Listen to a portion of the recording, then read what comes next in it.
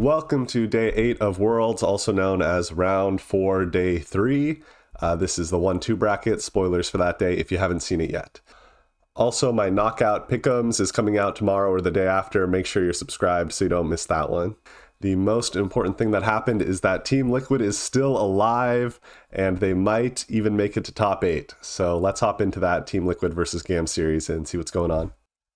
So we start off game 1 with TL losing a man during a 4-person dive. The initial hit from CoreJJ is good, he gets out, but then at this point, whoever takes tower aggro next after CoreJJ, you actually want to be one of these range champs because they can actually get out of the tower aggro in time. Instead, Umpty takes the tower aggro next, and he has no W to get out of it, so just really bad turret juggling there from TL. Here, Team Liquid's having a bad game, down 1.3k gold, and now CoreJJ's a little bit caught out. But he gets out, and you can see CoreJJ's already out. APA doesn't need to use the Buster Shot here. He just wastes the Buster Shot for no reason. And about now, you'd be wishing you still had the Buster Shot back up, but he doesn't. Now Emo throws the ball onto Levi, so he can get a really beautiful shockwave off here. Really cool shockwave here. Stops APA in midair.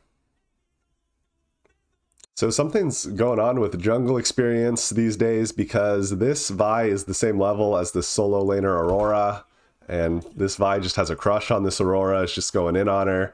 And Aurora really doesn't have a lot of sustained damage. Now Aurora's used everything, Q1, Q2, E, R. So this is pretty much all the damage Aurora has for the next 13 seconds until the E comes up again. And Maokai doesn't do that much damage. And so especially because Vi's Sterix gauge hasn't even popped yet, they're not even close to killing the Vi yet. And the Vi just stays on the Aurora. Just total Vi dominance out of Levi. Eyes here watching Elio and Easy Love. Locket comes through way too early, not shielding up any damage, so it actually runs out by the time Impact comes in. Burst damage, huge out of the Aurora, R, Q1, Q2, E. So Aurora does a ton of damage in those first 2 seconds because you get the passive proc Q1, Q2, E, and R damage. But then after that, she doesn't have another Q for 5 or 6 seconds, and she doesn't have another E for 12 seconds, and those are her only damaging abilities.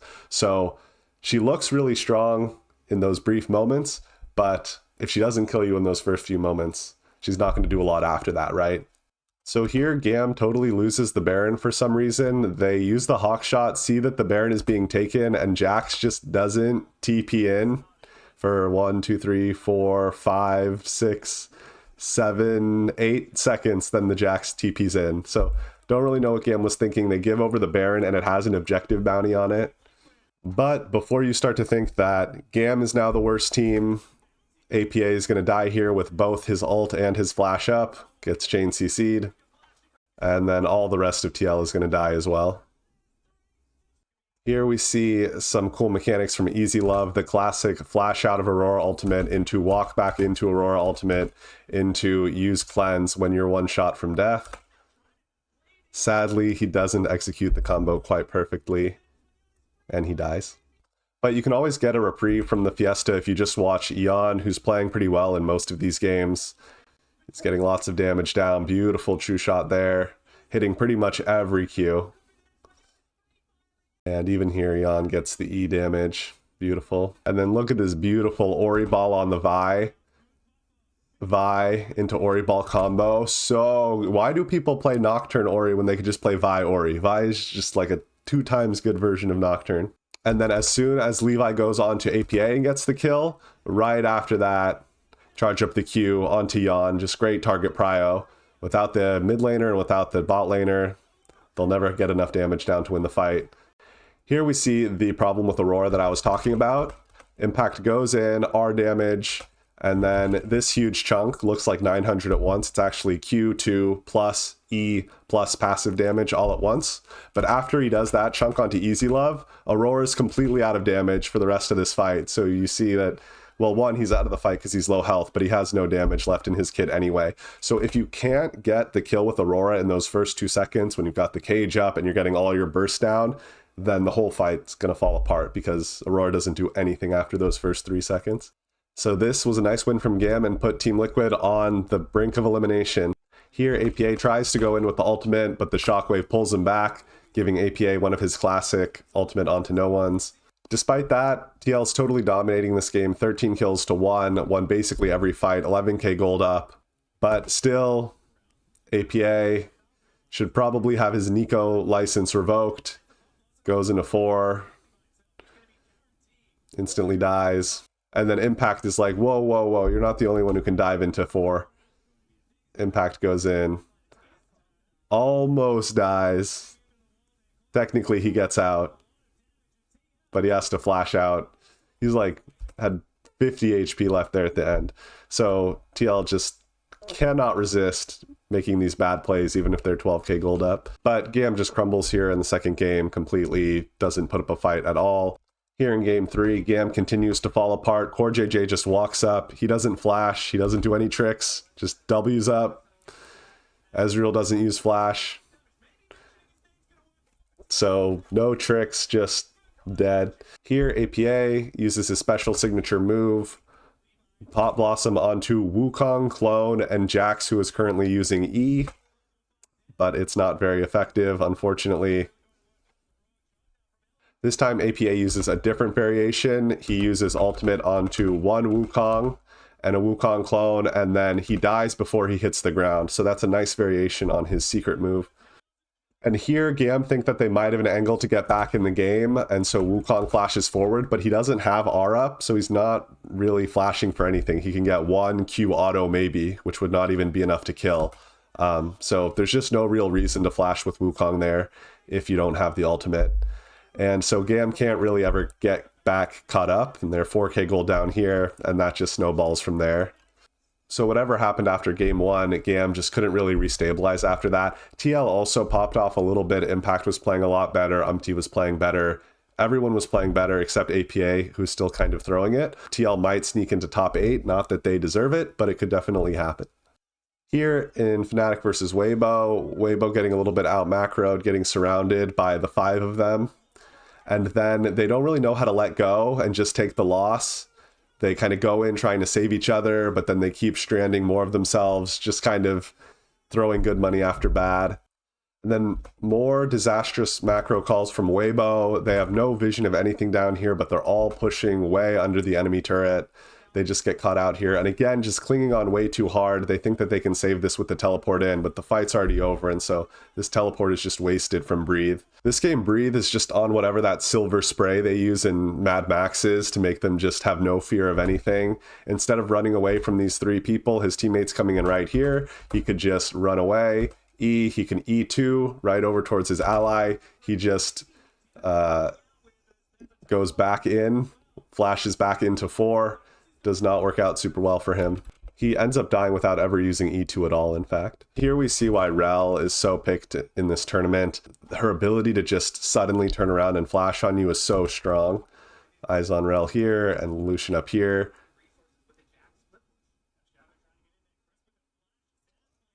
Even when you know it's coming, it's like, wow, that was fast. More totally split call from Weibo here. The support is going up and is recalling. And Weibo is fighting in his 4 while the support is recalling. It's just like, what the heck memo is being sent to the Weibo players? So they get totally collapsed on. Here, the one time Weibo have good macro, they're in a 5v4. They still somehow lose it because Crisp gets caught out. And now it's a 4v4. And now the Jax is teleporting in. Weibo just crazy this game. So I think Weibo pretty clearly establishing themselves as the worst of the Eastern region teams this tournament. Here, Weibo continue to be way too aggressive in game 2. Crisp sees this Rell coming in, and he sees this TP coming in, and he still decides to try to make this dive happen. 3 half-health people against 3 Fnatic, just way too aggressive.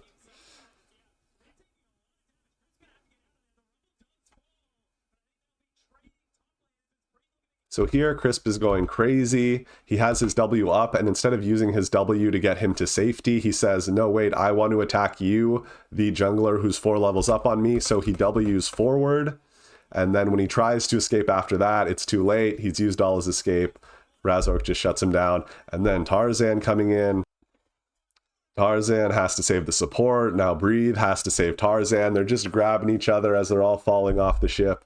At this point, it's a 3v5, so the team is supposed to lose this, but somehow Breathe kills everyone. Basically, what's happening is that the 3 strongest members are up. The solo laners, level 13, with all the damage, are still alive. And Fnatic is all super squishy people. No defensive items, no defensive stats. And so Weibo can actually win this 3v5. And so at least you kind of start to see why Weibo takes so many horrible fights, is because the player skill is so high that they probably win a lot of those horrible fights. This is so not going to work against a team that's not Fnatic, right? If they try this against Gen G or LNG or something. Here you see more of that awesome team fighting from Weibo.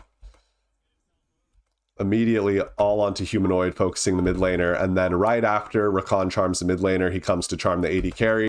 While they're focusing down the mid laner, Jax here right onto the AD carry. Just perfect target prio, the Rakan as well. So Weibo Gaming might have terrible macro, but they know how to win a team fight, man. But before Weibo close out the game, one more slight bit of sloppiness. Light Eing over the wall for no reason. He ends up getting caught by this rel that's hidden. But even if there's no rel there, you can get equalized on, you could get jumped on in some other way. And there was literally no benefit to Eing over the wall there. Just sloppiness from Light. Gets completely blown up. So despite some sloppy macro calls here from Weibo, the mechanics just way too strong for Fnatic to handle this game.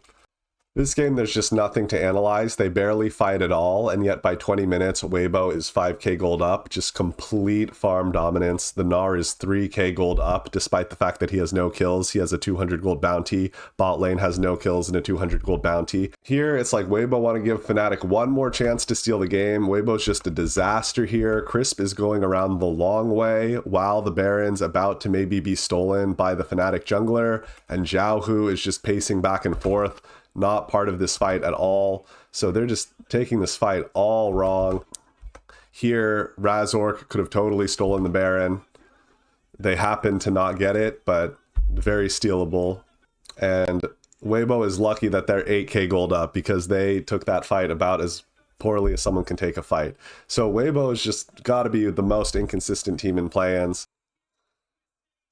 Here we get a look at the 2-2 pools, DK versus Weibo Gaming. This is sad because I think these are 2 of the best teams left, and I think they both could have made top 8 if they didn't have to play each other.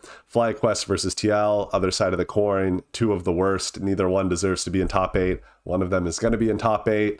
NA fans hype. And then G2 versus BLG. This is going to be so exciting because BLG has been playing like garbage this tournament. I still have them ranked slightly higher than G2, but I would not be surprised at all if G2 takes that game. So excited to see that match. Sadly, Gam and Fnatic are no longer with us. Other than that, nothing changes. I think Weibo, I mean, you could almost put Weibo below FlyQuest. They're not going to get to play each other, but Weibo was pretty sloppy today. And then TL still, I think, clearly the weakest. After tomorrow's games and before my knockout pick'em, I'm going to rewatch all the footage and maybe reorder these top 8 teams a bit. You're really not going to want to miss that pick'em video, so make sure you're subscribed. Also, check out all my other content, Crystal Ball, Champion Tier List, Deep Dive, stuff like that. Can't wait to see all the games tomorrow. Thank you so much for watching, and I'll see you next time.